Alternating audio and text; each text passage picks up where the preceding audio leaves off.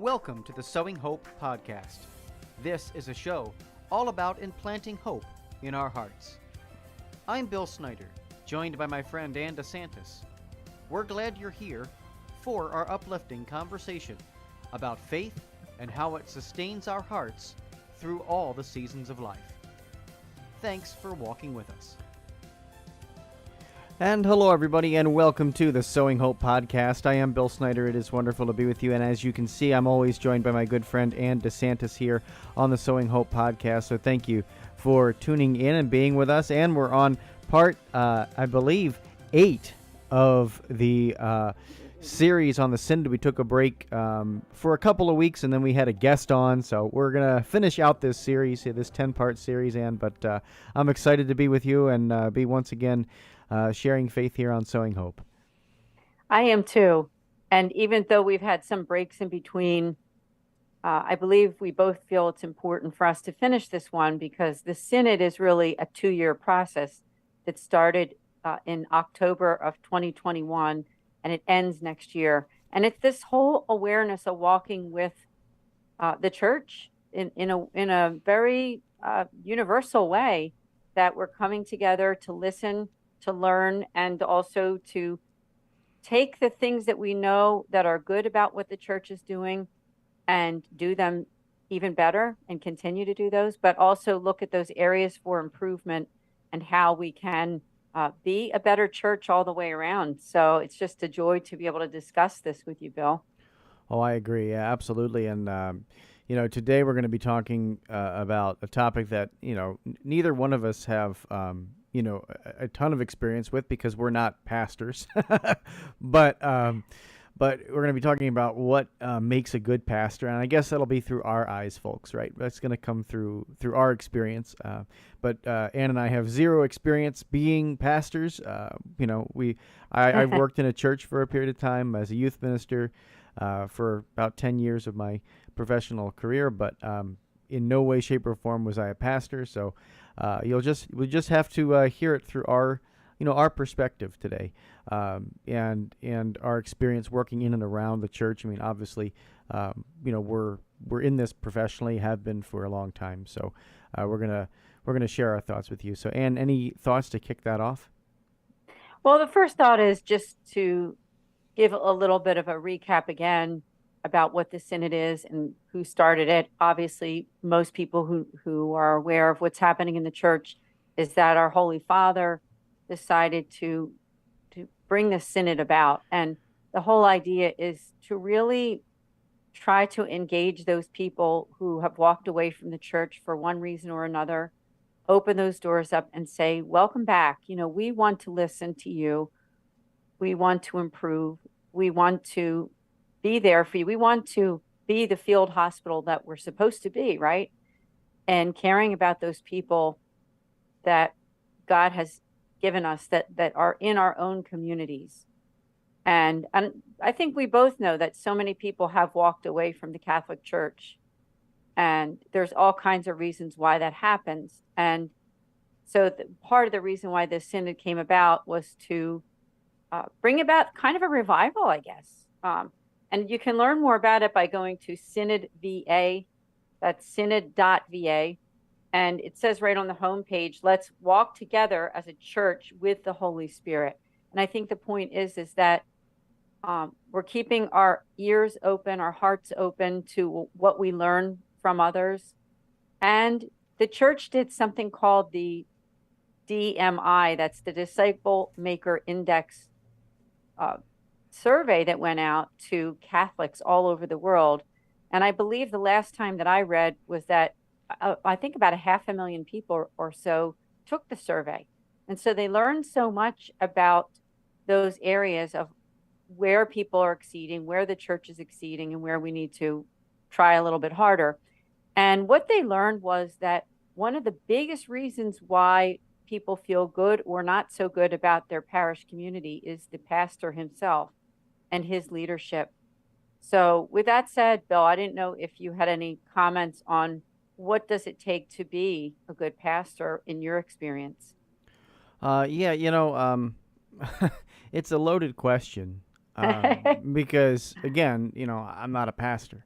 But but as an active member of the Catholic Church, I would say the word that I look for uh, is exactly related to the title pastor, and that's being pastoral. Um, Now, that also gets construed oftentimes by a conservative, very, very, very conservative portion of the church or even our society as being a bad thing, right? But being pastoral simply means, in my view, to walk with somebody both in truth and in the circumstance of their lives. So those two things. Truth, we're not going to water down the beliefs of the Catholic Church. We're not going to make excuses for the truth, or bring things to a level, you know, where we begin excusing sin. But that priest also needs to remember that life is messy, and um, quite frankly, the majority of the ministering a priest does is to a lifestyle that they do not possess themselves. So, priests, the majority of Catholic priests, are not married, don't have children, don't understand the stresses um, and the difficulties of life from that that standpoint. They don't understand it from that angle. They have, many of them have been in good, solid, faithful families. Many of them have understood what it's like to live in a family. But you know, as far as being a father of children, and running around to um, soccer games and baseball games, and taking them to do different activities and things, and caring for children 24/7, they don't have that experience. Um, so oftentimes they get ragged on, like, oh man, you don't know what it's like. Well, we don't know what it's like to be running from sick call to sick call to um, you know uh, dicastery meeting to dicastery meeting. We don't, meeting with bishops, dealing with parishioners. And so there's two different types of realities when it comes to understanding one another a little bit. But I think the word pastoral means to understand and accompany somebody through the struggles and difficulties in their life, and do so in the truth of the faith. And I think the the priests that I have that come to mind for me, in that, are a lot of times my spiritual directors. People who will walk with me, who will talk with me, who will seek to understand my way of life, help me discern the difficulties that I'm going through, and then also reveal Christ's love in truth. And that's what this means. That's what to me a good pastor is. And I think that if you can do that, I think if you as a priest can do that, walk with somebody through the pain in their life, through the struggles in their life, but then also do so in truth and in love, you will be a great pastor. And I think the deep friendships that I have with priests, spiritual directors, and just friends that are priests, um, are that relationship. They are exactly that relationship. So, I get it. It's really hard to do that when you've got 3,000, families in your parish, and there's a lot of different things pulling you in a lot of different directions. It is a difficult thing out there in the world. But those would be my insights, Anne. Yeah, they're good insights, because you said two main things I think that I heard was that you obviously, pastors have to be in the truth of the church, right? And when we're talking about pastors, I'm thinking of the actual pastor, but of course, our parochial vicars and other priests that work in ministry at churches, I mean, they have a big impact too. I think we're just focusing on a pastor because it's that whole top down idea, right? just like we have a pope and then the whole universal church, and we have bishops and then dioceses and archdioceses, we have churches and pastors that are the leaders, and then we have parochial vicars that are also there in leadership, but maybe not quite so much as the actual pastor. There's an organization that I want to refer to as well called the Catholic Leadership Institute. I don't have their website right in front of me, but they're a wonderful organization actually located not that far from where I am in the greater Philadelphia area. And they've done a lot of work and research about priests and leadership and the whole psychology of it. And, of course, I'm not quite as well versed as they are, but I would just recommend for people to look up the Catholic Leadership Institute, not only for pastoral leadership, but just overall Catholic leadership. I know that I've learned so much from them. And even for these synod meetings that we were doing through my archdiocese that I was able to attend through my own parish and learn so much. And one of those things that I learned was the impact of a pastor is just enormous. And it is the number one reason, I believe, and at least from what I was presented through the meetings that I had, as to why people either feel good or not so good about their church community, because the pastor does have such a bearing on that. I pulled up an article that I wanted to refer to, which all of you can look up if you want to follow along. That might be a good resource. It's called The 7 Qualities of a Fruitful Pastor. And it lists 7 qualities of pastoral leaders. And I'm just going to read all 7, and then maybe we can kind of back up and talk about each one.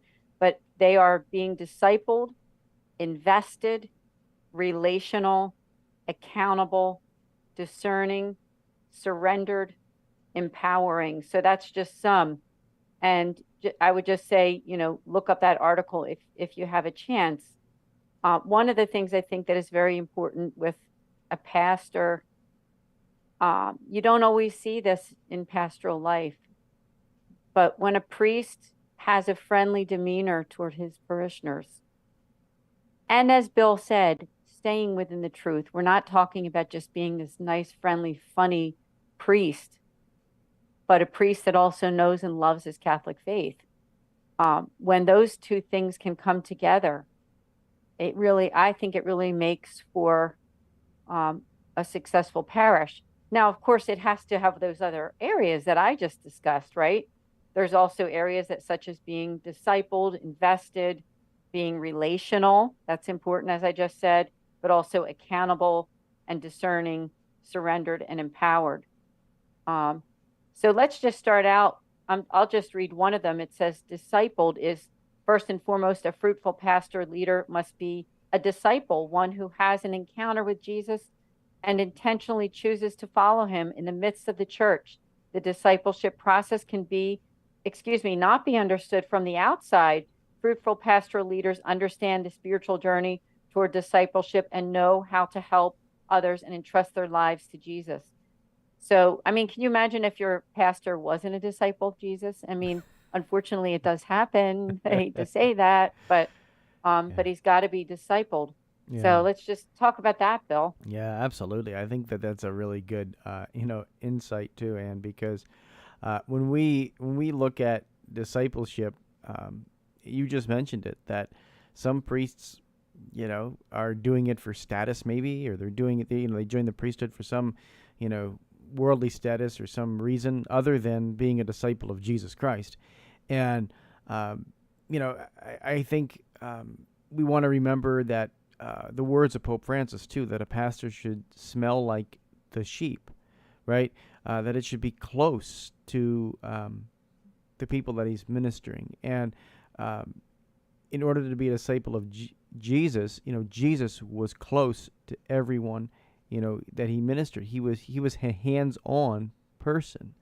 And so we need to be hands-on in our ministry as well. We can't just, leave, all the ministry aspects to somebody else. We've gotten into the mode of, I think, in the American parish, turning it over to people who are youth ministers or DREs or, people who are volunteers in marriage prep or, all these different things. and we don't have the time, or priests don't have the time to spend walking with and being a disciple of Christ in these areas. Like getting close to Jesus and walking with Jesus means walking with, those along the journey. And so we can't just always pass off the buck to our youth ministers or our other ministers in the parish. We ourselves have to be disciples and walk with those other disciples on the journey. Like, it's so important. That's what Jesus did. He walked with the apostles every step of the way, but then he went out and he ministered to people, and he was a hands-on God. He was not, let me sit back and just, let my apostles do this. No, he healed himself. And yeah, his apostles did that too. The disciples drove out demons too. They did all that. That's wonderful. But the priest, Jesus, who is like Jesus, right, in persona Christi, in the sacramental life, he also did those things. And you have to remember who the apostles and disciples did those things under, right? They did it under the name of Jesus. They didn't do it under the name of somebody else. So, be like Jesus means to be a disciple of him, follow him, follow in his footsteps in ministry. And, again, this is coming from somebody who's not a pastor and is, making this probably way too easy to say and much harder to do. So I applaud all the amazing work that, pastors are doing. Yeah, I do too. And I love how you express that, because Jesus Christ is the head of the Catholic Church, isn't he? I mean, he's not the founder. I mean, right now the head of the Catholic Church on earth is the Pope, right? But Jesus is the head. He's the head of everything. And so pastors have a lot of responsibility, as you said. And the most important responsibility that they have, though, is to being Christ and administering the sacraments in the proper way, and in loving people, and in caring about their flock, and actually doing those corporal and spiritual works of mercy to their flock, and teaching others to do the same, right? Because pastors also are helping to engage those parishioners, those people, those followers of Christ, to be Christ to others, because he can't do everything himself, right? He can't do everything himself. But I just want to go back to that whole idea in the article that I referred to. And the article is at m3catholic.com, 7 Qualities of a Fruitful Pastor. One of those qualities is being relational. Now, I understand not everybody's outgoing. Not everybody has that sort of engaging personality. But it says that a fruitful pastor leaders understand that ultimately their role is to foster their own relationship with Jesus, as well as the relationship of others with Jesus. And they create cultures that promote those relationships. One of the key ways that they do this is by accompanying others relationally. Even if the role has a large administrative component, they never lose sight of the reality that it is all about Jesus and the people they serve. This extends to their colleagues and their staff members. Effective pastoral leaders build a web of authentic relationships and choose to work collaboratively rather than in silos. I would like to, Bill, just for a minute, just engage me here for a minute, that I know 2 pastors who do this very well. And my new pastor at my church, I'm just getting to know, but so far he's amazing. He's absolutely amazing. But my former pastor, who's no longer with us, I would say he is a good pastor in every single sense of the word. Not only was he relational, but he was very good with his office staff, church teaching. He was organized. He knew when he would see me or my family, he'd greet me by name. He remembered things. He was just an overall A+ of a pastor. And another one of our wonderful Mercedarian pastors that you and I know, Bill, which I'm not going to get into any names here, but does the same thing, very engaging, knows his church teaching, passes it on to others, and really and truly cares about his parishioners to a personal level, but is also able to engage others to be a part of that church community and to make a difference for the entire parish. So I don't know, Bill, if you have any personal examples of what it means in your own life, because I know that those two pastors that I just talked to you about, they're real lovers of Christ, and they love people too. And when pastors love the people, you can tell. Mm-hmm. And when they don't, you can also tell too. When they don't Yeah. really want anything to do with the people, or when they're short tempered and things like that, where they don't have time, they're just too busy for everything and Yeah. too busy to say hello, you know? So I didn't know if you had any Yeah. words of wisdom there. Oh, absolutely. I'm gonna give it from the opposite perspective, though. I remember because you gave a Okay. great one there. I remember when I was sitting in a staff meeting one time in a parish, and this priest was named into our parish in an unfortunate circumstance, and we asked him, what this means, from your perspective, and he just quoted canon law at us. We were sitting in the staff meeting, and he quoted canon law that I have all the faculties and rights of a normal pastor, even though I'm a temporary guy, and blah blah blah blah blah. And I just remember sitting there, feeling so turned off by the way that approach, happened. Like, okay, yeah, how about you're going to minister to the best of your ability and help others? No, you're just going to quote canon law that says, I'm here as the, temporary administrator pastor while this situation gets worked out. And by the way, I have all the authority that I need under canon law. Like, it just rubbed me the wrong way, and it just didn't feel good, sitting in that staff meeting. Like, oh, this guy's just going to be here to hold a position, but we better not cross him, because if we cross him, he's gonna, he's got the authority to do whatever we need to do. Like, I just think, again, being pastoral and saying, hey, this is a difficult situation you guys have been put in, and I'm here to help. This is what the bishop has decided, but that didn't happen, and so it rubbed me the wrong way. It gave me a bad taste in my mouth, and so I would just encourage pastors. Look, we get it. The church gets it. I think by and large church gets it. I know Ann and I are hyper involved. We're super involved in our parishes. We're super involved in ministry. But I would venture to say that the majority of Catholics get and understand the state of the Catholic Church and its difficulty, and why things are happening the way they are on a administrative level, and they're going to give you the benefit of the doubt, on that.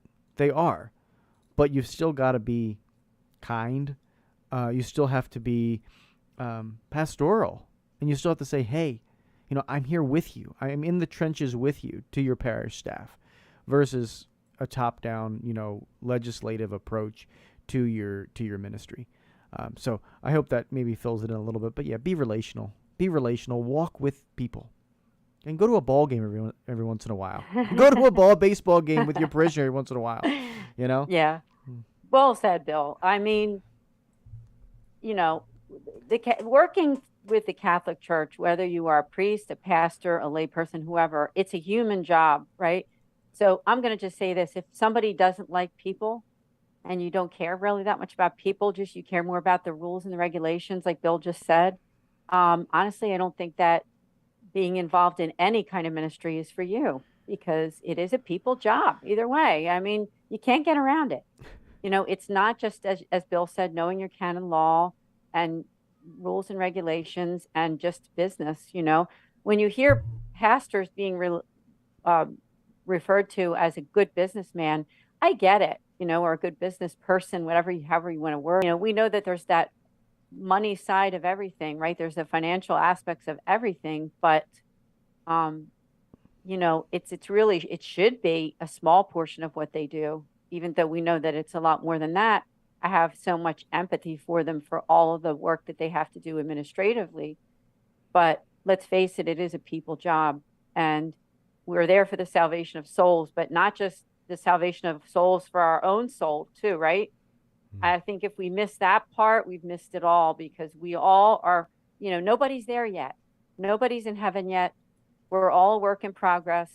Sin has an effect on every life, even in the church, inside and outside of the church, even pastors, priests, religious, parish staff, everybody. So we have to come together in our humanness, and we have to get out there in that field hospital that Pope Francis has talked so much about, because it is a field hospital right now. There are so many people that need God, and they need their faith, and they need to know that they are cared about and loved, and that the church cares and we're there for them. So, Bill, I think it's been a wonderful podcast. I think that the topics that we've discussed are very good. I want to just refer that article again, just so that people can look it up, the m3catholic.com, 7 Qualities of a Fruitful Pastor. And again, let me just read them. I know I've read them a few times, but disciplined, invested, relational, accountable, discerning, and surrendered, and empowering. Just look it Mm. up and read it, because I think you'll learn a little bit more, just like I did by reading it, Yeah. about what are those qualities. And, we need to support our pastors and our priests with prayer too, because they're not perfect. And we're not here on this podcast to say they need to be perfect, No. but we are here to say that Bill used the word being kind and being nice and being friendly. I mean, I'm going to say it bluntly. I mean, it is part of the job, right? And it is a reason why people leave the church. And when they did these, the surveys for the synod, when people don't like their pastor for whatever reason, I mean, it can be a big reason about why people want to leave. So we do need to pray about that, so that we're welcoming. And as Bill said, we're still following that church teaching and all the Mm. proper teachings of our church, but we don't want to be reading off canon law like the one priest that Bill was, in the meeting that Bill was discussing, where there was no relational part of that whatsoever. There was nothing friendly about it. There was nothing ministerially about it, right? So we need to just recognize that.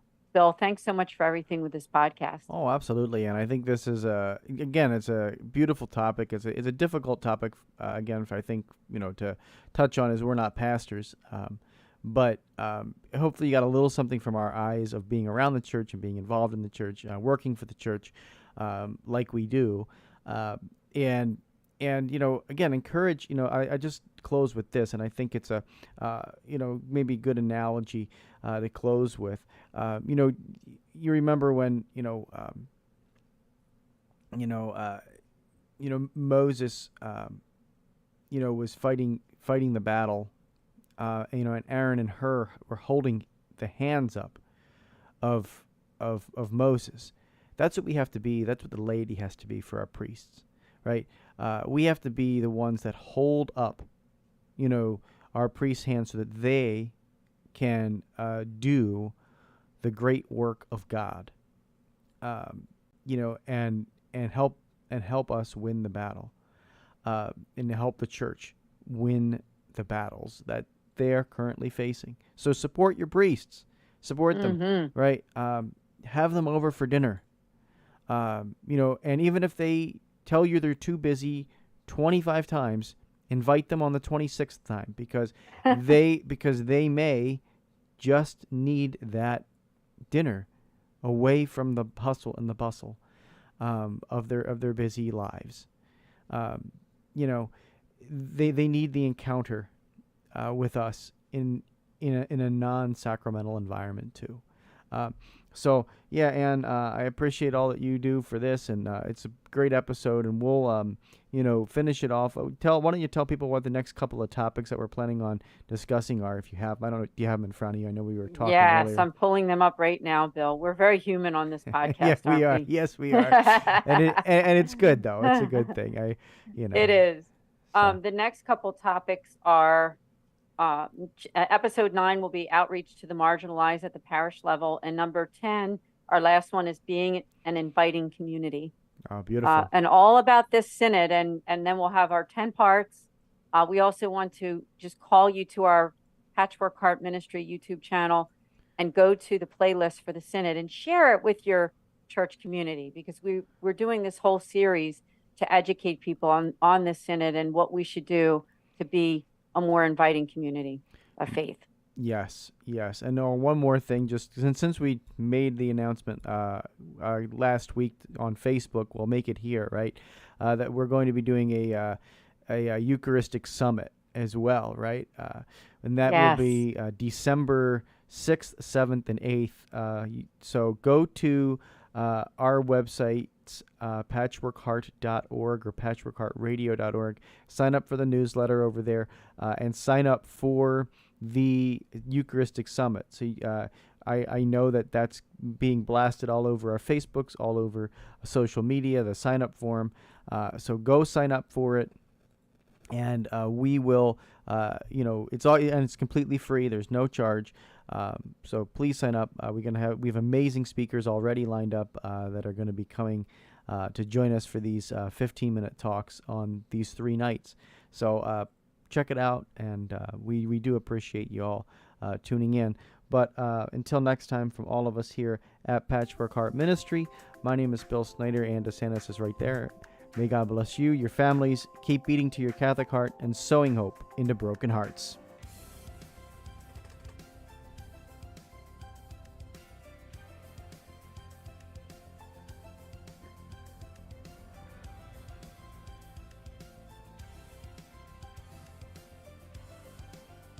Thanks for listening to this episode of Sowing Hope on Patchwork Heart Radio.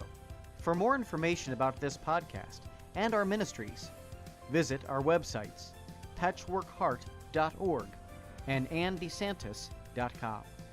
You can also follow and interact with us on Twitter at PWH Ministry or Andy Santis 2.